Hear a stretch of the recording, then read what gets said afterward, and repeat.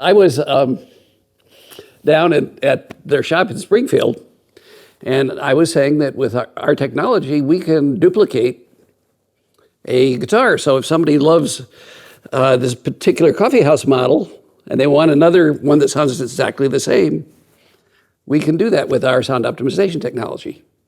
So of course, the Chapmans, being who they are, said, oh, well, John Chapman's favorite guitar is this 1940s Martin. And he goes, so can you duplicate that for me?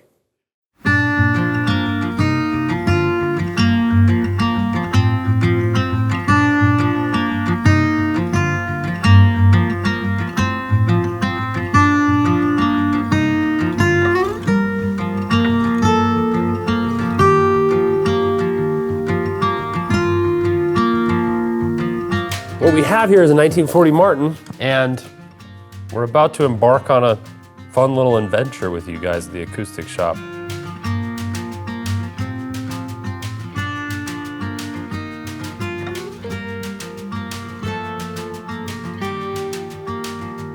I expect that we'll learn a lot of things for starters. We adhere to certain steps that we take, and with this, we're going to try something a little different to try to reach an end result that maybe isn't what we normally end our guitars with. So Tom, this is my guitar. This is my 1940. This is me, and I want to build a Bedell dreadnought, mahogany dreadnought, in the spirit of this, with some of the characters and flavors. I know you guys got the technology and stuff to encapsulate some of this, as well as do what you guys do best, which is obviously killer tonewoods and voicing and stuff. So I want to capture some of what this has, as well as do what you guys do. So what do you think? Well, let me hold it for a second. Absolutely. This is my 1940 D18, the guitar that I have been just enveloped in over the past 25 years. I bought it probably 25 years ago and played it pretty much consistently since. In fact, there was a time period for probably 10 years that it was the only guitar that I played. I played it live, I recorded with it. It has become part of me. So what happens is you take this piece of wood right here, and all those grain lines there, and there's cellulose fiber in there, right? As you have played these over the years, this changed from being a piece of wood to being a guitar top. Same thing happened here. And these are completely different species, and so they move and react differently. Sure. The more you play it, the more the fibers that break down are responding to the movement that you're putting into this guitar, right? So I can 100% match this if you will play this for 70 years. No, total deal. Well, let's make that happen. In fact, have you got any technology to make sure I'll be here in 70 years? So we're going to need to replicate you for 70 years. In other words, this became its own guitar. Absolutely. Right? And the one that was built right before it, the one that was built right after it, sounds different, not just because of the builder, but the person that plays it different than you do. Sure. So this actually grows into your music. So what we'll have fun doing is we'll take it, right guys, and we can, we'll measure the thickness of the top and the back, the finish. We'll get all the frequency readings. We'll study as much of it as we can without hurting it any. Sound isn't just sound, right?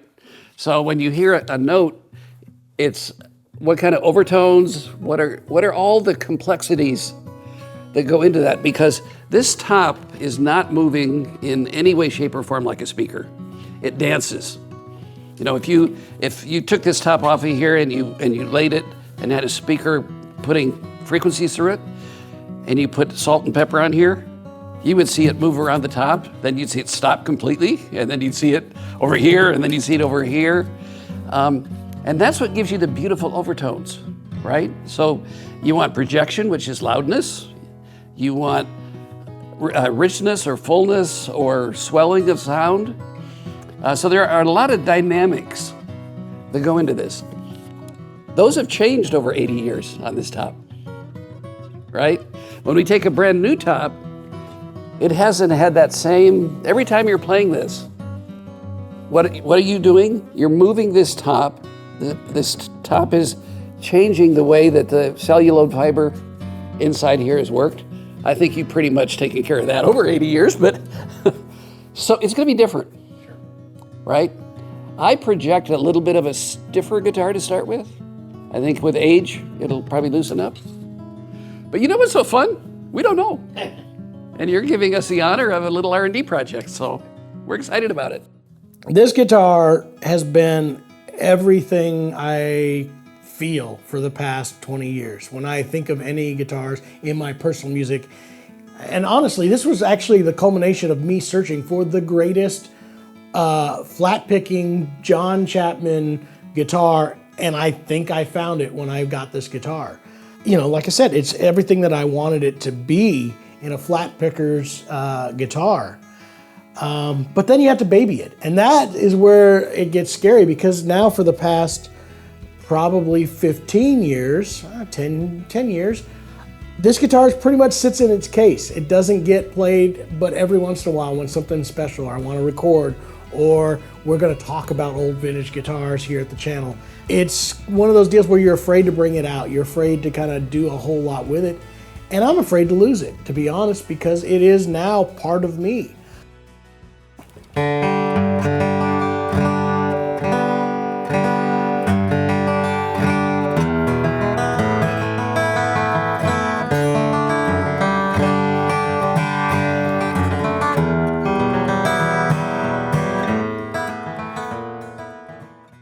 So I'm confused. Okay? That's mahogany, right? It is mahogany, but it has more rosewood type of tones to it. Yeah. And I think that's why this guitar is so special. You know, flat pickers tend to like mahogany because it does have more punchy mid-range, more attack, and it, you know, for lead guitar playing, it's very easy to get buried. So that mahogany tends to kind of punch it out a lot more, but then you lose some of that richness of that thick low end. And that's why this guitar has been great for me. I love rosewood guitars, but for miking them in a live situation, they tend to get too boomy, too roary. Right. So this has more clarity, but it has more than enough low end for me to be a rhythm guitar player, which is what I, you know, honestly, that's what I consider myself better at, is the rhythm stuff. So this has been totally finished top. And when they did, they sanded it, and you will see, you know, with the old guitars, you know, they glued the pick guards on to the tops and they were direct in there. So you can actually feel the bevel that goes up to the top. So when they did it, they must have belt sanded it or something to take that original finish off and then put a much thinner, lighter base finish on it. I know for a fact this is at least the third bridge that has been on it, so it's not the original one, obviously. I put a new bridge plate on it. This one has stuck, but you see there's been some heavy top sinking and moving, and we had to work around all that kind of stuff with its age. In 1940, this was the last, what was it? This is the first year of the 1 11/16 nut width, which, you know, I'm indifferent to. I like 3/4, I like 11/16.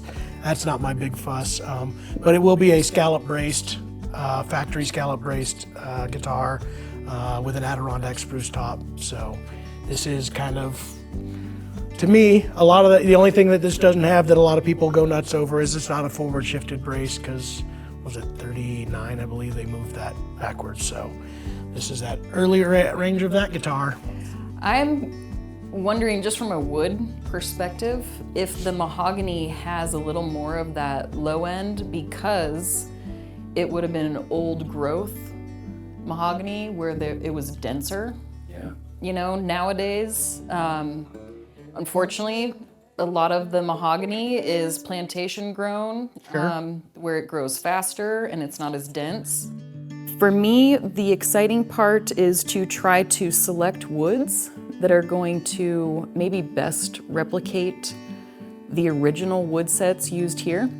One of the challenges that I see us having is with the mahogany specifically. Based on the readings that we did get off of the back, we know that this piece of wood is a nice dense piece of mahogany, and so we'll take the care to go through our wood selection and pick out a really nice dense piece of mahogany for this build. With the Adirondack, we're definitely going to be shooting for a really lightweight top that is stiff and will transfer energy really quickly, because this top is incredibly responsive. So we're going to be shooting for that in our raw wood selection. You can tell by looking at these growth rings that it grew similar every year, so it must have been in a place that it was receiving a similar amount of sun and moisture throughout these years that we can see in the tree having lived. We will work with the technology we have and the knowledge we have in guitar building to not only work with a lightweight, responsive top, but push the limits a little bit so that we can try to get as close to these readings as possible, but keep the integrity of the guitar as well. So when I bought that guitar, I sent it to Dave Musselwhite, who, I don't know if you guys know, but Dave used to be Martin's big vintage repair and then started doing his own, but he worked at the Martin factory for a long time. And I didn't know him very well at the time, but he called me up right after I bought it. And he said, John, this is an example of a guitar that, a great guitar that couldn't be killed because somebody really, really tried to. And he said, it sounds great, it's fantastic, it will be great again. When I bought it, so I'll tell you the story about this. It came into a music store in Colorado that I used to work at. That's where I learned to play, or learned about music retail. And the guy called me up and said, John, I got this guitar. I need you to help me sell it. I've had it for a while. Everybody thinks that it's got a broken headstock. And it was due to the color, that dark. Now I've wore some of it off, but that blackened that's happened in here. And if you look, the capo here, you'll see that veneer is starting to separate for the rosewood. So everybody assumed that meant with the blackened color, they were hiding it, and that veneer was, that it had been broken and re-glued. I've seen no evidence of that since I got it, but even still, he wasn't asking a lot of money. At the time, the guitar, I think he was asking to sell it for around 5-ish. Now, again, this was a long time ago, so values were nowhere near what they are now. And he just said, I don't care if it does have it, it's a great guitar, I'm not asking a ton, so sell it on the road where people don't, think that there's a big problem. And he said, I'll split it with you. And then when I arrived, I asked him, well, what if I decide to keep it? And so he said, I'll sell it to you for what I had in it. So that's where I got it. In today's numbers, this was a very affordable guitar, but it still was a lot for me to be able to try to afford. So I paid it off over a few years, later got married. We started to, grow as a family, and we needed to buy a house. And first thing that I thought about doing was selling this guitar because it was worth a lot of money. In fact, it was a big, giant chunk of a down payment on a house. And so I was real serious about doing this, and my wife actually came to me and said, you know what? You can't do that. You cannot do that. I know it's important, but this is part of you. This is your music. This is probably the most prized thing in your music that you have. And she stopped me from doing it. Now, again, fast forward 20 years later, that was probably one of the smartest things that ever happened to me, because it is part of me. It is who I am. Every time I play it, I feel something different that I don't get to feel with any other guitar. I had the honor when I first got back into the guitar business in 2009 to go spend a day with Chris Martin. The Martin story that I was told, it was a real true craftsman. It wasn't a very large company. They used tuning forks, they listened with their ears, they were really, truly hand-built guitars. Of course, then the war happened, and Martin shut down as a guitar factory and made parts to support the war. And so after the war, a lot of the craftsmen didn't come back, or couldn't come back. And a lot of that kind of innate knowledge that had been built up in the shop was gone. We're still building by hand. The only equipment that we use, CNC equipment we use, is to build parts. But the assembly of those parts, the dimensions are driven by frequency, by density, by weight, by musical characteristics, right? And how we pair them. So we're a lot more like that 1940 factory in terms of what we do. The difference is that we have technology that didn't exist then. We have over 40 different measurements as we're going through the build of everything from the thickness of the finish to the weight of the bridge to we want to know as much about this guitar as we can possibly know. And so that if we ever did want to try to duplicate it, or if we ever wanted to say, man, that guitar's got this unique sound. How did we get that? We have the data now to do that. This experiment that we're going to do together is really going to be exciting because we're going to pretend like we're a 1940s factory in building this new guitar. The other thing that's interesting, I don't play it all that often, so it's probably in a semi-sleeped stage right now, so I will say it will open up pretty quick being played again.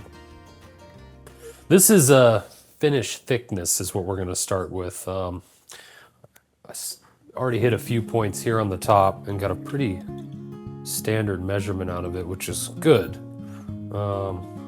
It's about 1.4 mils worth of finish, which It's very thin. is very thin. I mean, our lowest stuff comes out at about 7.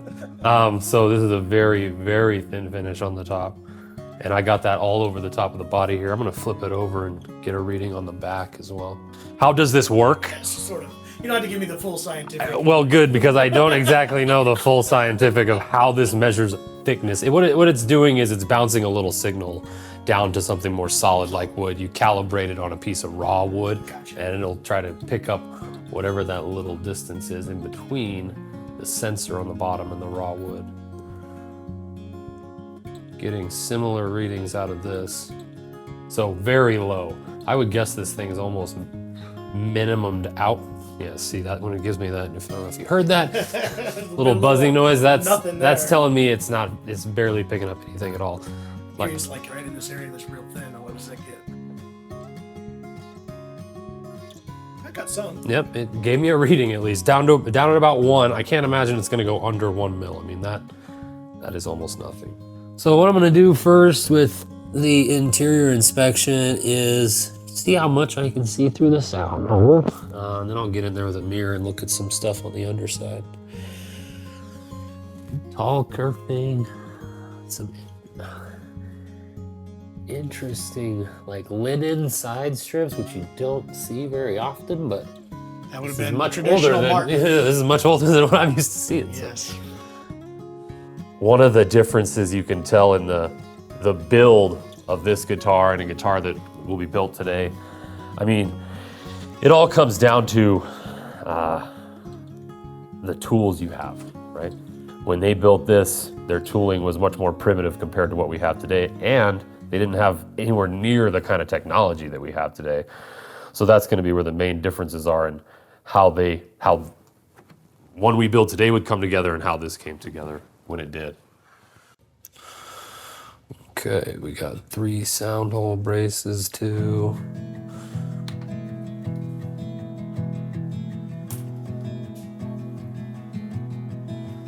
Like you said, that X brace that's definitely shifted back a little bit. The fans, okay. Got another, like a cleat or something in the corner of the X brace right here. Pick guard crack, I bet. Could have been, This yeah, one right right there, yeah, that'd be it. The traditional Martin pick guard crack that every Martin had. Yeah. Some surprises. So, a few things. Some that were very different than how we would see a guitar come off our line, and some that were still kind of similar, which just goes to show you that, you know, despite how much we change guitars over the years, some of the things are tried and true, and they are gonna be part of guitar making for a long time, in my opinion. You know, we found some very thin finish on this. It has been through multiple refinishes at certain points in its life. And obviously the wear and tear too is a big part of that. Another thing we found while we were measuring its top was it does graduate or taper thinner on the treb side than the bass side. That's something we have experimented with before, but it's not something we would necessarily try to duplicate. So again, using our tech and using all the measurements that we took from it, we'll try to find a middle ground for the entire top, I think. So just to give a little background on this, what I'm looking for here is a really tall peak somewhere in here, another tall peak somewhere in here, another one right out here. 3 different frequency readings. One is reading the frequency of this top plate, one's reading the frequency of the back, and another is reading a fundamental frequency of the entire instrument. Now, sometimes you get some wonky numbers and stuff. We're gonna see how this turns out and we'll go from there.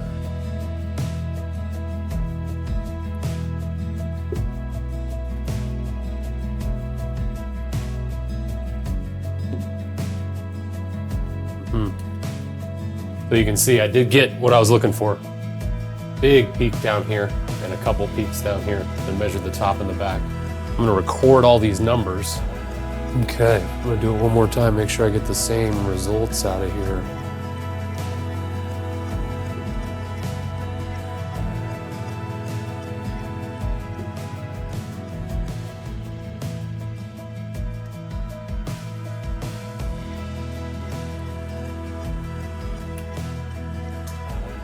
Well, I got good numbers. Similar results off both tests.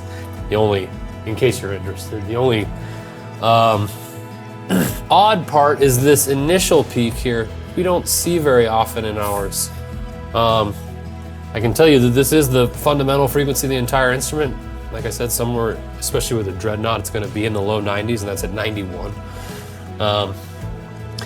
These two look very similar to some of our readings. Ours might be a little further pushed out at times, so that's one thing we can shoot for while we're trying to duplicate this, is actually try to bring a couple of these numbers a little lower than they normally would have been.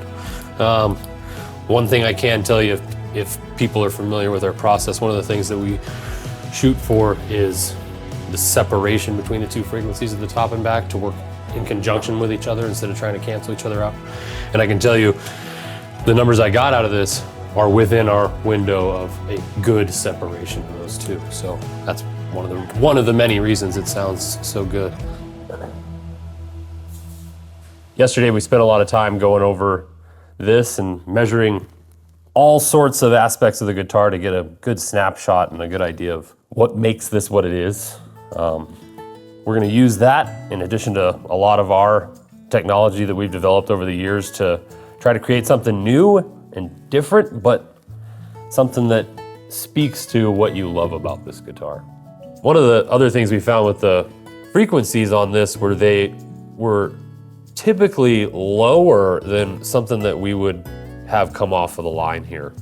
Again, this is where I talked about changing some of our standard procedures to try to mimic that. So a lower frequency means less weight, more flexibility. So we're gonna give a new top and a new back more flexibility than we normally would to try to come up with an end result that's similar. One thing that was came off very standard in some of the measurements that we took, and I was a little surprised about, is its fundamental reading, its overall frequency, very close to what we're used to seeing today. It's just the top and the back that were a little shifted downward from what we're used to, so that's something that we'll try and replicate. My expectations were not extremely high. To be honest, there was this inside, I don't know how they're gonna be able to do this. I get the science behind it. I get that there's real numbers and that it's possible to do something. I thought we'd get somewhere near the vicinity. I did not expect it to be a total grand slam.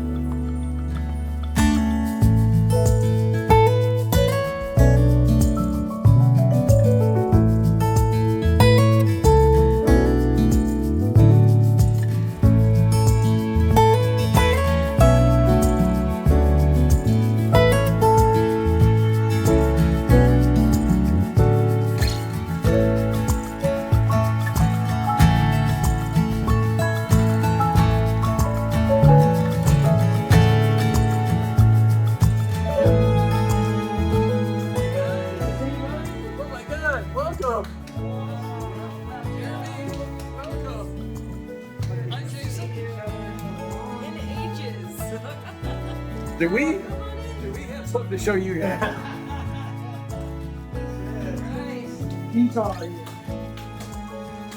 I should get out of your knee. I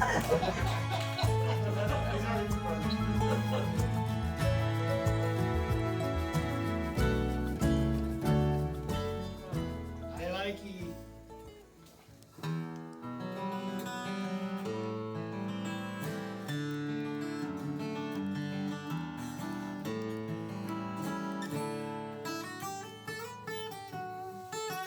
Sounds pretty good.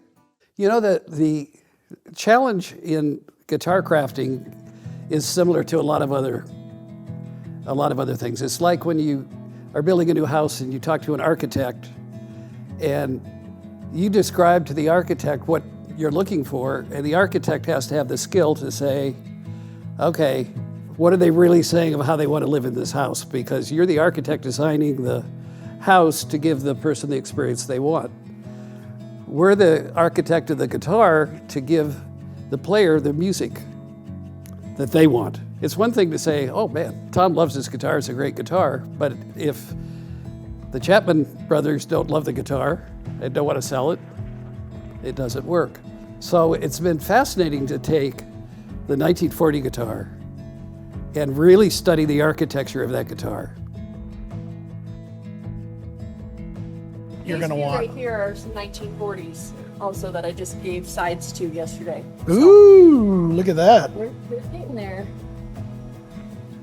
Got some chevron going on right there. Yeah. That's a good glued up back.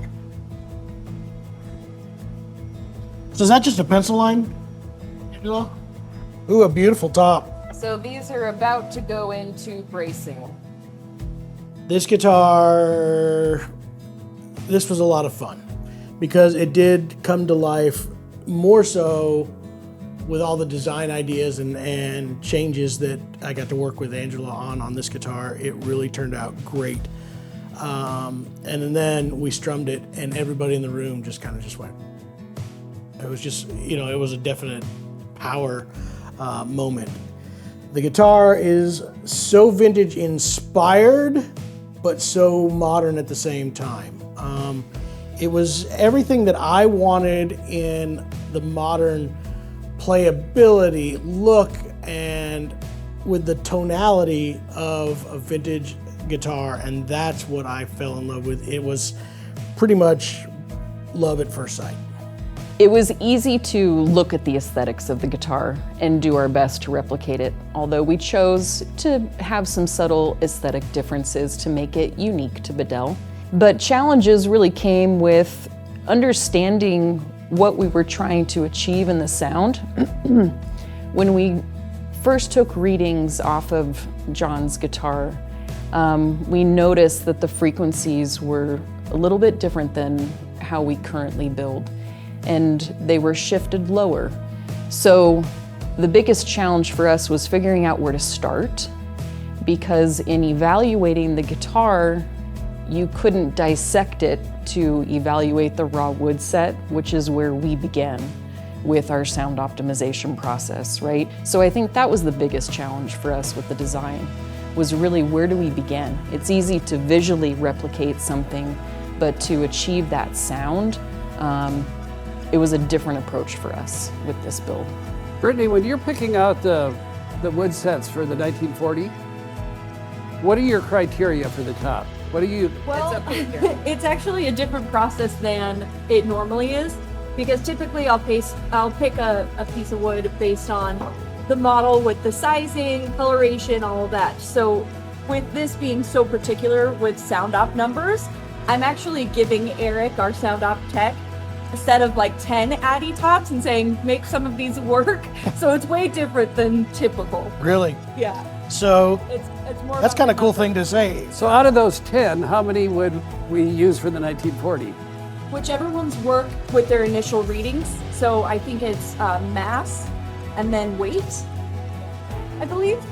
So That's awesome. it depends on he's testing every individual piece to see if it'll pass for the 1940s. Oh, that's awesome. Yeah. So these are more select. Yes. More select.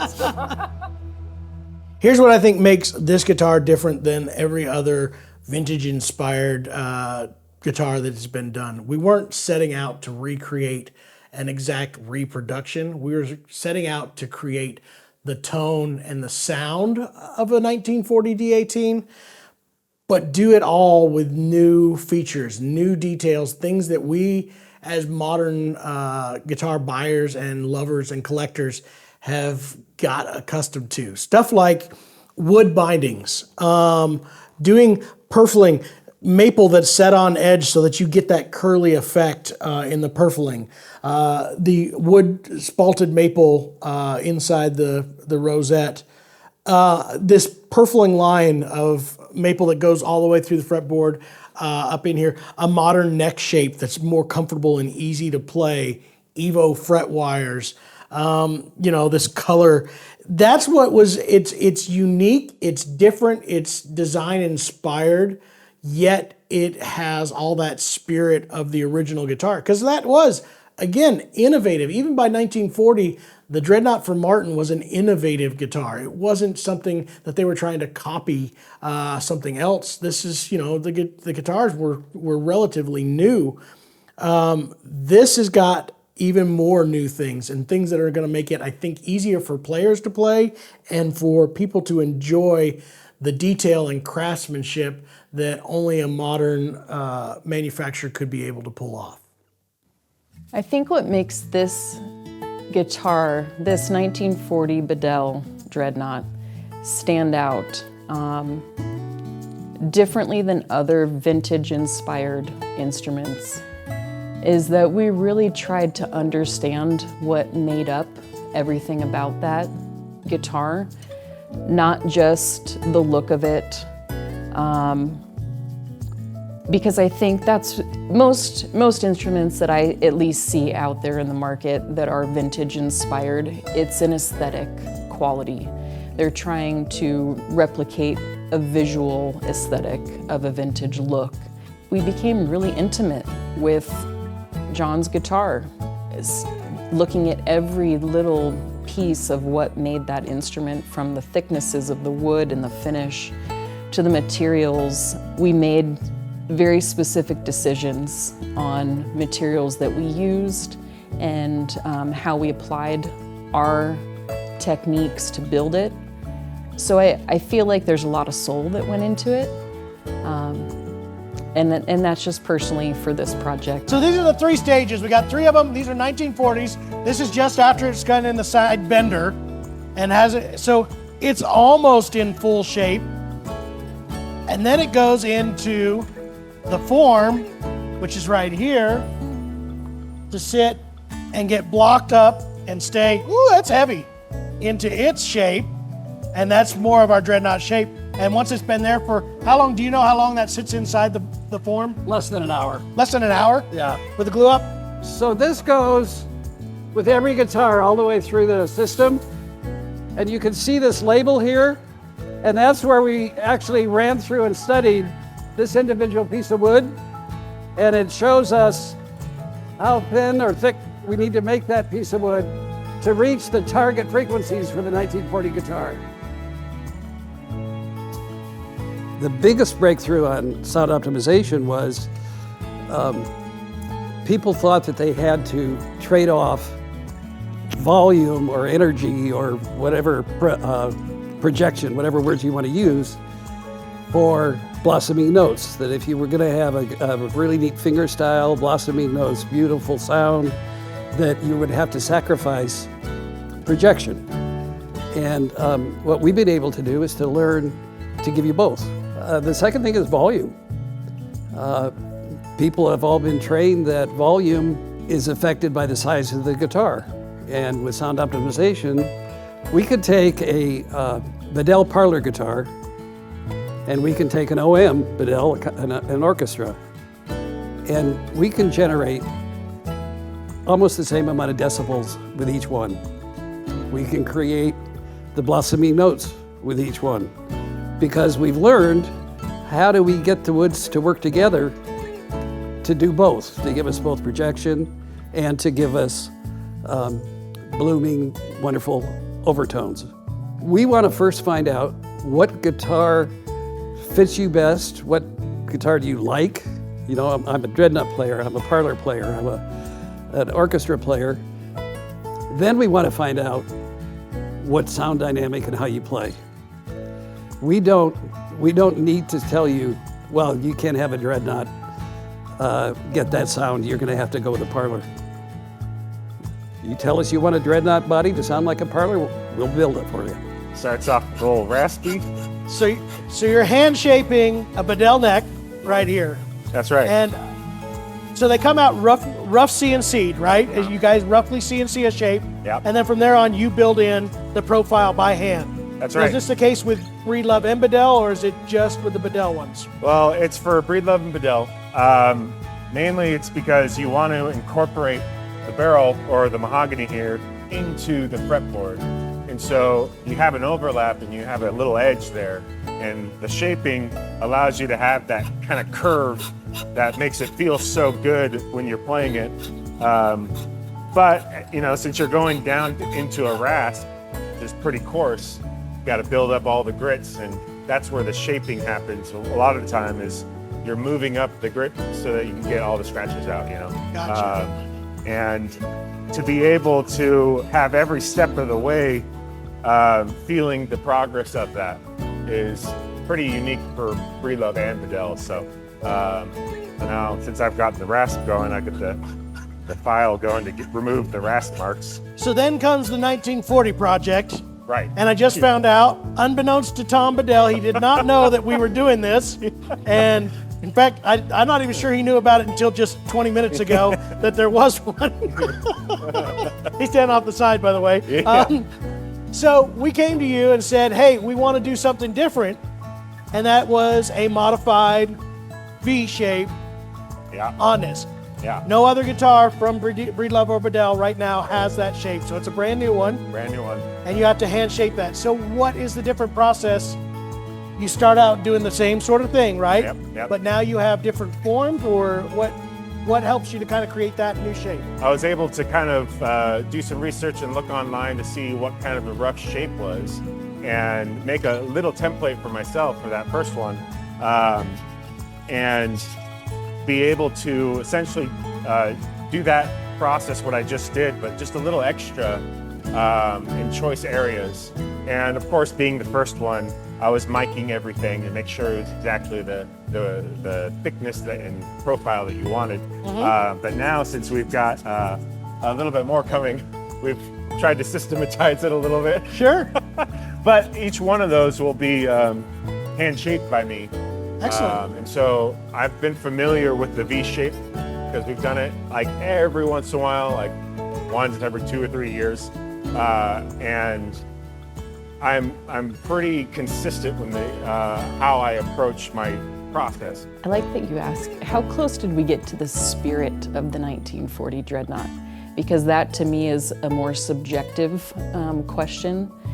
Objectively, we got so dang close. We were within 1 hertz reading on the top and the back and of the fundamental frequency.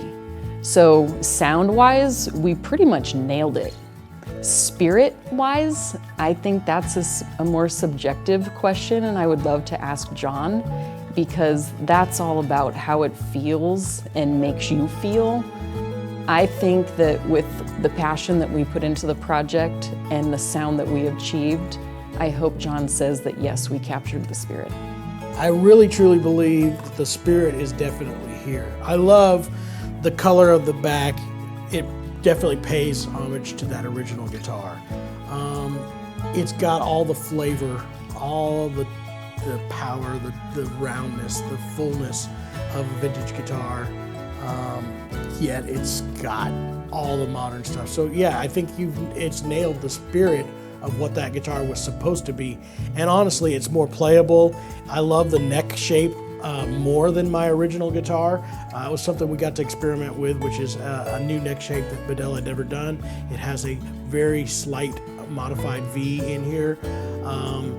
It's super comfortable to play. So yeah, I think it's nailed the spirit, but it's in some ways better because it's got performance. It's It's all the greatness that I love about my old guitar with more performance aspects. We're not just applying a stain, a color, to the mahogany for the 1940 Dread, that we thought it would be really fun to work with a patina finish. And so that's what Jade has figured out, is this really cool patina solution. So it's a different solution than a standard lacquer spray, or it's not a tinted spray? Yeah, just for the color work. So it's reacting to the tannins in the wood to produce the final color results. Okay. So you want to demo on the myrtle wood first to see? Okay. Okay. Because you'll see how different it reacts with the different wood types. So obviously on the 1940 special edition, we have that really beautiful dark brown finish that's on the mahogany. This is the same exact color. This is the same stuff. Yep. Okay. Yep.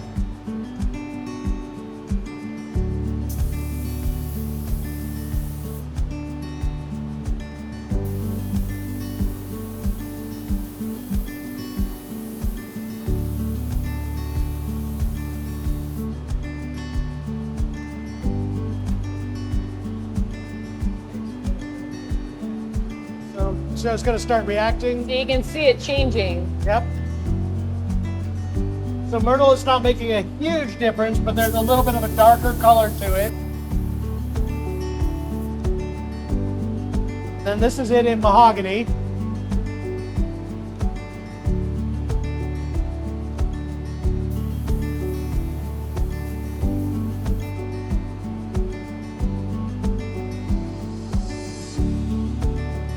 Keeps getting darker and darker. Right? Had you used that patina? Boy, you see it more at this angle now. On other guitars before? Or was this the first project that So we finalized? did, well, we first tried it on Breedlove with the myrtle wood. And that's where we learned that the maple went silver because we had the maple purfling on one of the bodies that you could see the different colors start to pop. Koa turns almost black. Really? Getting a lot of grays in there. Yep. It's the black. It looks almost brown. aged, right? I am absolutely thrilled with how this all came out, and I want to thank all of the people who were involved, from Angela, Erica, Eric, Tom Bedell, Jerry, all the folks at Bedell who were just kind of like behind the scenes working on this project that nobody really knew where this was going to go. Yet we all were kind of in the same spirit to kind of like, let's do something cool. And I really appreciate that. I'm glad that we were able to turn this. Originally, this was just going to be my guitar, and we were going to see if it could be a proof of concept, to see if it was something that would be, possible. It quickly turned from December to January, showing it at the NAMM show. We then realized this is going to be a model and something that everybody should get a chance to enjoy. This guitar, to me, is one of the coolest things that's come out in a long time, and I'm real excited about it. I hope all of you guys are. Give it a chance. Find it somewhere. If you can, get out down here to the Acoustic Shop, check it out, and see if this would be a guitar that would fit you. I think it will.